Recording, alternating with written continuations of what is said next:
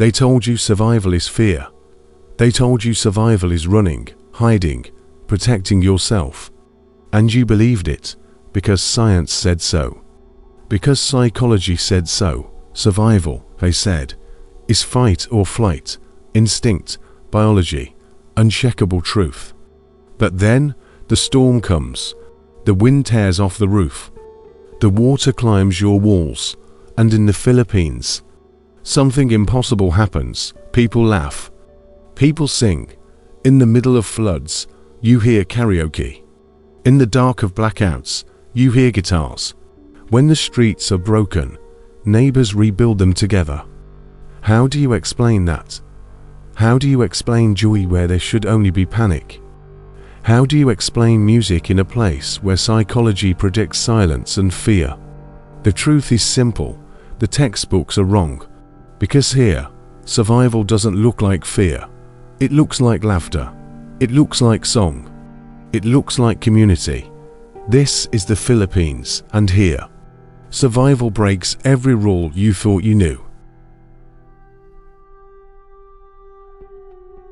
A storm rips through the islands. The rain is merciless. The wind howls like it wants to erase everything. Houses collapse. Electricity vanishes. Darkness swallows entire towns.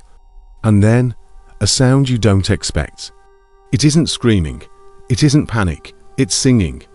A karaoke machine wired to a car battery. A family, huddled on plastic chairs, belting out love songs while the water creeps up their legs. Children laughing in the middle of a flood. A community pulling together not with silence, but with music. This is not an isolated moment. This is not just one village. It happens again and again. When blackouts roll across the country, guitars come out. When poverty leaves little on the table, neighbors share what they have.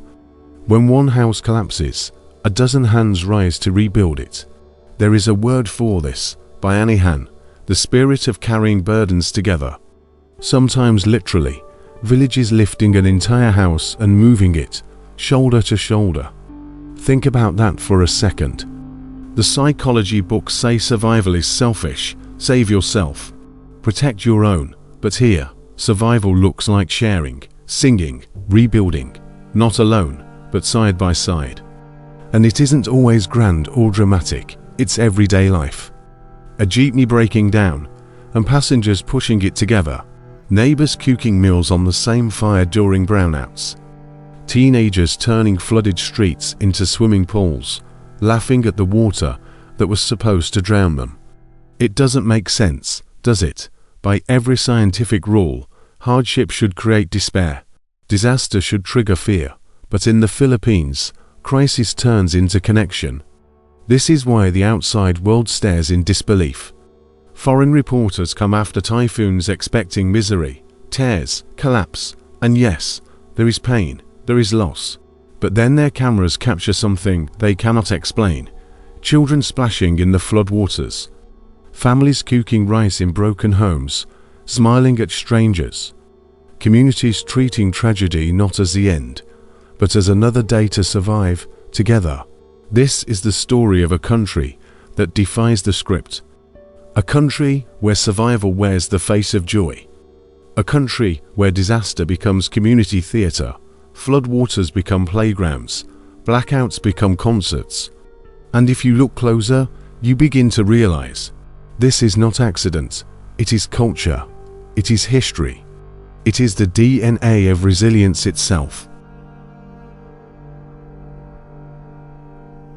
Psychology tells you survival is simple, 3 words: fight, flight, freeze.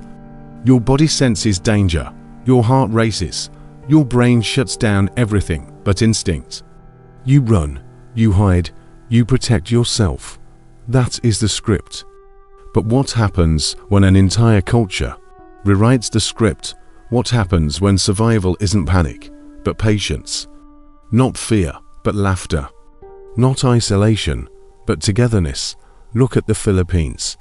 In moments when psychology predicts chaos, people reach for a connection. When fear should fracture, it unites. When instinct says, save yourself, culture says, Help your neighbor. How does this happen?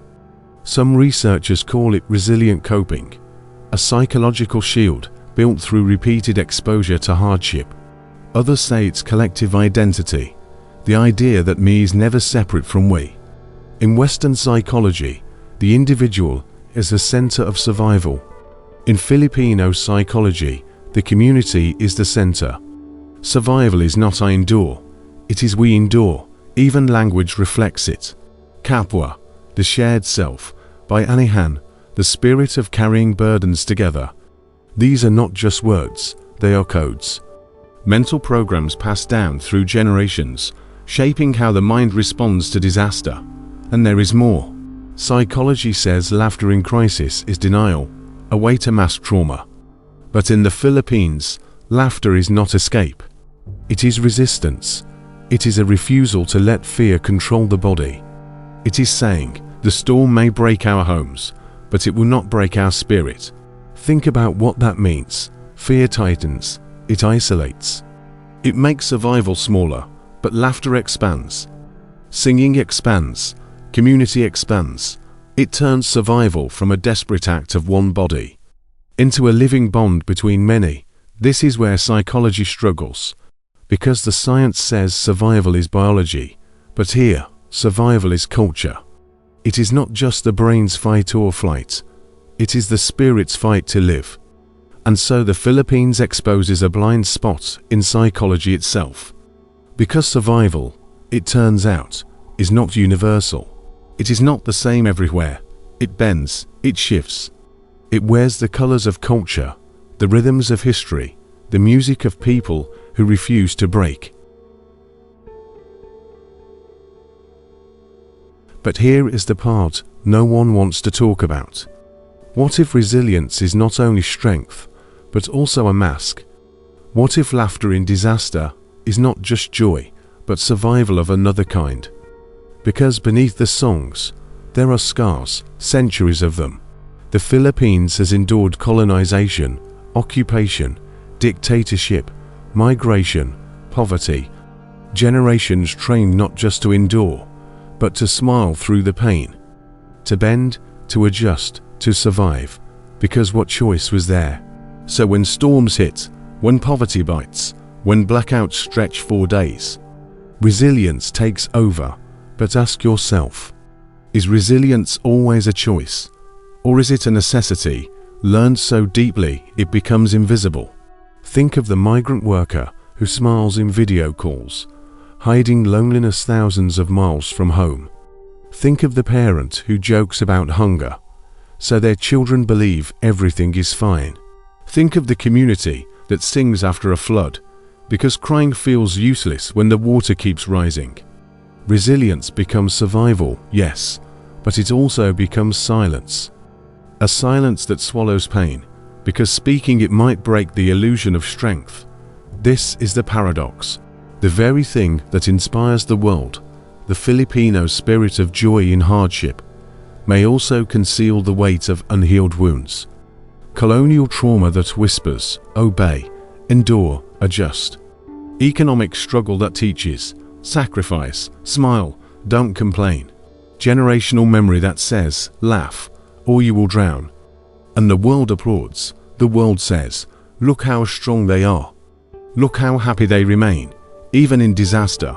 But strength without healing is costly. Laughter without recognition of pain, the wound untreated. This is not to say resilience is false. It is real. It is powerful. It saves lives every single day. But what if it also hides the deeper question? How much suffering has been ignored because it was covered with a smile? How much healing has been delayed because the world only saw joy, never the wound? And this is where the story bends, because resilience is not the end of the story. It is the cover, the mask, the shield, but behind it, something else is waiting. So what does real survival look like? Not just endurance, not just smiling through the storm, not just laughing while the water rises. True survival is more than resilience. It is resilience with healing. Because laughter without healing hides the wound, But laughter with healing transforms it. Song without healing covers pain. But song with healing turns pain into power. This is where the future begins. When resilience is no longer just about pretending to be strong, but about facing the wound and letting it breathe. Imagine if survival was not only community helping community, but also community creating spaces to speak, to grieve, to process. Imagine if Bayanihan was not only lifting the house, but also lifting the weight no one dares to admit they carry. Psychology tells us healing starts with recognition, naming the pain, breaking the silence. And when a culture as resilient as the Philippines combines its strength with its truth, the result is not just survival. It is transformation, because think about it. A spirit that can laugh in floods, sing in blackouts, rebuild after storms.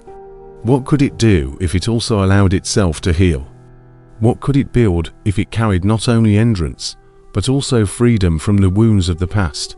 Healing does not erase resilience. It sharpens it. It makes survival more than coping. It makes survival creative. It takes the instinct to endure and turns it into the power to grow.